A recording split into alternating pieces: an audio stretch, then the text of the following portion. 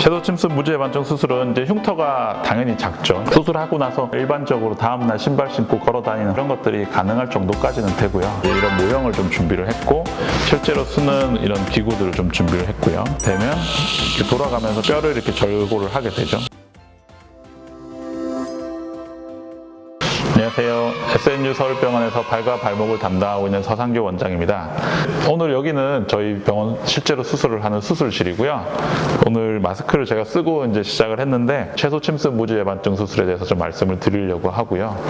이제 이 진행하는 동안은 이제 목소리가 잘 들리게 하기 위해서 제가 마스크를 좀 벗고 설명을 드리도록 하겠습니다.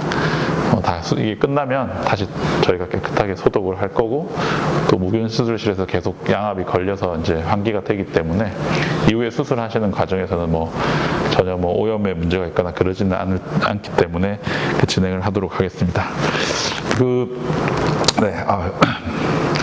훨씬 말씀드리기가 편하네요.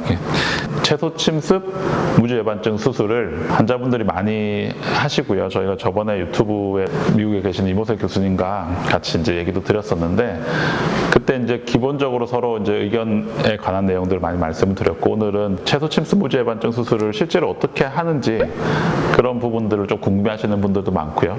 또 수술하시고 나서 그 이후의 과정들이 어떻게 진행이 되는지 질문들이 좀 있어서 그런 질문에 대한 궁금증을 해소하고자 제가 답을 해드리는 방식으로 좀 진행을 하고자 합니다.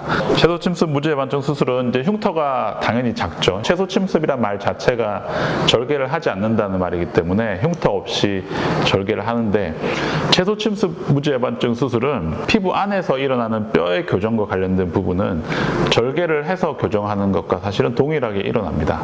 다만 그것을 다 절개해서 하지 않고 구멍만 뚫어서 하기 때문에 통증이나 이외 회복 과정이 또 굉장히 좋고 빠른 편이고 환자분들께서 만족도가 높은 편이죠. 환자분들이 실제로 여기서 이제 수술을 하는 장소인데 저희가 이제 환자분들의 수술하는 장면을 직접 보여드릴 수는 없기 때문에 이런 모형을 좀 준비를 했고 실제로 쓰는 이런 기구들을 좀 준비를 했고요. 그래서 수술 과정은 누워 있는 상태에서 안쪽 중족골 내측부를 이제 절골을 하는데 그 절골을 하는 이 기구가 이렇게 이제 바늘침처럼 생겼습니다. 이 끝이 뾰족한 이 바늘처럼 생긴 뾰족한 이 절골톱으로 절골톱이 아니라 이제 절골침이죠. 이 침으로 이 뼈를 절골하기 때문에 이 침이 들어가는 구멍만 있으면 나머지 우리가 원하는 수술을 다 할 수가 있거든요. 그래서 이걸 보시면은 실제로 이걸 이제 이 발 부분을 이렇게 이제 페달 이렇게 밟으면 침이 돌아가고요. 침이 돌아가면서 이 뼈에다가 이렇게 침을 대면 이렇게 돌아가면서 뼈를 이렇게 절골을 하게 되죠. 그래서 실제 구멍으로 이렇게 들어갔다 생각을 하시면 이렇게 들어가서 실제로 이 안에서 이렇게 움직이면서 뼈를 다 절골을 하게 되고요. 그래서 요 들어가는 구멍만 이제 작은 칼로 살짝 뚫어서 이 구멍으로 들어가는 입구만 만들어주면 그 안에서 이렇게 절골을 다 하게 돼서 실제로 뼈는 다 절골하고 교정을 할 수 있게 되고요. 이게 밟으니까 막 이렇게 물이 막 튀는데 이게 지금 실제로 우리가 뼈를 절골할 때는 열이 굉장히 많이 납니다. 이렇게 톱으로 이렇게 나무를 자른다 생각하면 열이 많이 나잖아요. 그런 것처럼 이 수술용 기구로 뼈를 절골할 때도 열이 굉장히 많이 나는데 그 열이 뼈를 손상시킬 수가 있거든요. 그 손상을 막기 위해서 이렇게 보시면은 이런 수액 라인이 연결이 돼서 이렇게 수액을 달고 실제로 수술을 하게 되고 절골 기구가 새로 이제 개발이 되고 나오면서 그러면 섀도우 침습 무지 예방증 수술이 가능해졌고 절골을 하고 나면 우리가 이런 나사를 고정을 하게 됩니다. 실제 나사를 뼈 안에다 고정을 하는데 이런 식으로 길이가 이렇게 쫙 있고요. 나사 길이가 28mm, 30mm 이렇게 길이별로 쭉 이렇게 나와 있고 하나만 뽑아 볼까요? 보통 들어가는 길이가 보통 30에서 34mm 이 정도 길이가 들어가는데 우리가 원하는 각도로 뼈를 절골을 하고 교정을 한 다음에 이 나사를 밖에서 구멍을 뚫어서 이 나사를 이렇게 집어넣게 되고요. 그 나사 들어가는 구멍이 하나가 생기게 됩니다. 그래서 이런 식으로 이제 나사를 뼈 안에다가 이제 이렇게 고정을 하게 되고요. 이런 나사를 보통 중족골에 2개 정도 고정을 하고 엄지발가락 쪽에도 하나 정도 고정을 해서 총 3개 정도, 뭐 이거는 수술하시는 분들마다 조금씩 다르지만 총 3개 정도 나사 고정을 하게 됩니다. 채도침습 무지해반증 수술의 장점은 흉터가 거의 없다는 건데, 실제로 수술하시는 분들 보면 흉터가 거의 없는데, 이 나사를 제거할 때 나사가 잘 안 나와서 흉터를 더 크게 만들어야 되는 경우도 가끔 있고요. 나사가 뼈 안에 들어있다고 해서 전혀 문제가 되지 않기 때문에 일반적으로는 채도침습 무지해반증 수술하고 나서 나사를 잘 뽑지는 않습니다. 근데 다만 환자분들이 좀 연령이 뭐 20, 30대 좀 젊은 분이거나 아니면 나는 나사가 들어있는 게 싫으니까 꼭 뽑기를 원한다, 그러시면 사전에 이제 수술하시기 전에 그런 내용들을 좀 제가 상의를 드리고, 뽑기를 원하시는 분들은 나사 위치를 뼈 안에 완전히 집어넣지는 않고 약간 걸쳐 놓을 수 있게 그런 식으로 바꿔서 하고 있습니다. 추가로 이제 좀 궁금해 하시는 내용들이 몇 가지가 있어가지고 제가 질문을 좀 받아봤습니다. 뭐 흉터가 정말 적나요? 뭐 흉터는 뭐 당연히 적죠. 실제 구멍 들어간 자리들은 한두 달만 지나면 점만 남게 되고 실제로 밖에서 보이는 게 거의 다 없기 때문에 흉터 자체는 뭐 거의 없는 건 뭐 당연한 거고요. 통증에 대한 것도 굉장히 많이들 물어보시는데, 지난번에도 설명드렸지만 통증을 굉장히 적게 느끼십니다. 그러니까 당연히 수술을 안 한 것보다는 당연히 수술하셨기 때문에 어느 정도 아픈 건 있는데, 수술하고 나서 일반적으로 다음날 신발 신고 걸어 다니는 화장실 정도 가시고 뭐 이렇게 식판 같은 걸 가져가시고 이런 것들이 가능할 정도까지는 되고요. 통증이라는 게 환자분들마다 개개인차가 좀 크기 때문에 이제 어떤 분들은 좀 많이 느낄 수 있고 또 어떤 분은 적게 느낄 수도 있지만, 통증에 관해서는 크게 걱정 안 하셔도 된다고 생각합니다.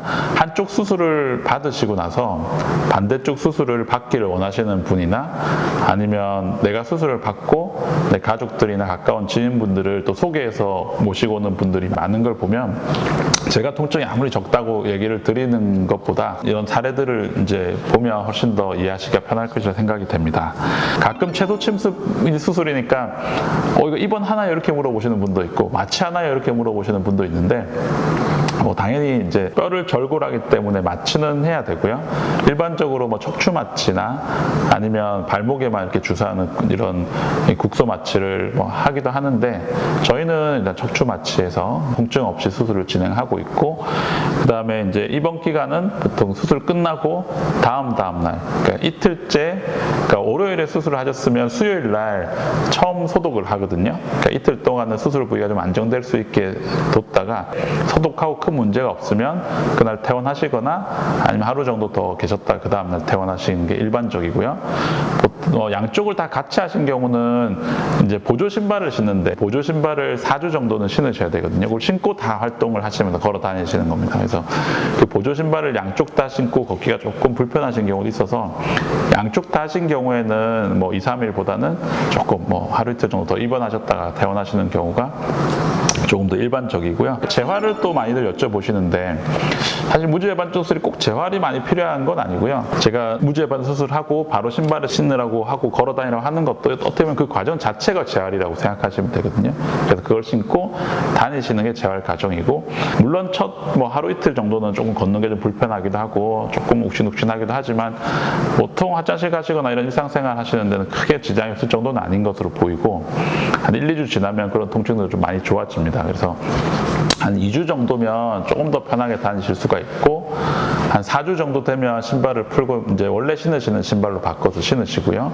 이제 절골된 부위가 뼈가 완전히 붓고 나는 시기인 보통 한 달 반, 2달째, 이때부터는 이제 조금 더 러닝이나 원래 하시던 뭐 골프, 뭐 아니면 등산 이런 것들도 어느 정도는 좀 편하게 하실 수 있고요. 또 많이들 하시는 질문이 이제 운전인데요, 운전. 왼쪽 발을 수술하신 경우는 뭐 운전은 뭐 퇴원하시자마자 바로 당연히 가능하고요. 보통 뭐 이게 자동 기어를 쓰게 되니까.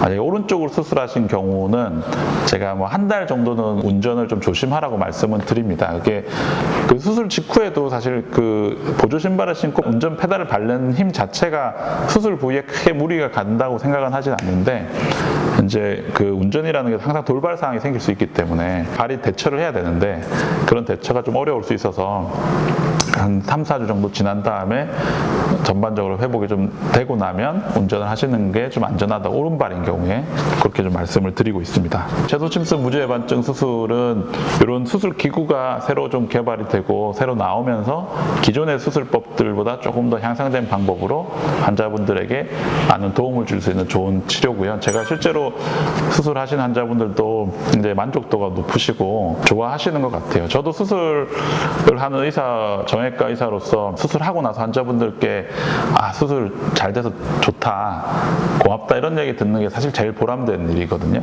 다른 것보다. 그래서 그런 것들을 많이 상의도 하시고 또 필요하면 이런 수술법에 대해서도 좀 고민을 하시고 결정을 하시면 좋은 방법이 될 것 같습니다.